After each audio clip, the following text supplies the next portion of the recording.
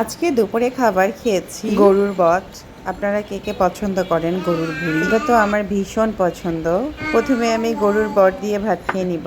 অনেকেই গরুর বট ভাত দিয়ে খায় না, বাট আমার খেতে খুবই বেশি ভালো লাগে। আমি বটগুলো নিয়ে ভাতের সাথে ভালোভাবে মাখিয়ে খেয়ে নিলাম। এরপরে আমার বট শেষ হয়ে গেছে, আমি বট আবারও নিয়ে নিয়েছি, কারণ বট খেতে আমার খুব বেশি ভালো লাগে।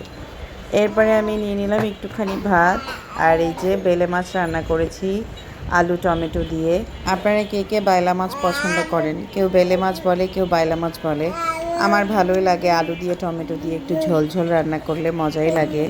আলুটাকে ভালোভাবে ভাতের সাথে মিশিয়ে খেয়ে নিলাম। তারপরে এই তো মাছটা বেছে বেছে খেলাম। আমি মাছের কাঁটা বাছি না, শুধু মাঝখানে কাঁটাটা ফেলে দিয়ে খাই। আল্লাহর রহমতে আমার কখনো গলায় কাঁটা বাজেনি আজ পর্যন্ত। আমি যতই গুঁড়া মাছ খাই না কেন, কখনো আমার গালে কাঁটা বেঁধেনি। মাছের পেটে ডিম ছিল, খেতে আমার অনেক ভালোই লাগছে। আমার এই যে বাইলা মাছের পেটে যে ডিম থাকে, এটা খেতে আমার খুব ভালো লাগে। আলহামদুলিল্লাহ, আল্লাহর কাছে লাখো লাখো শুকরিয়া যে পেটটা ভরে ভাত খেলাম।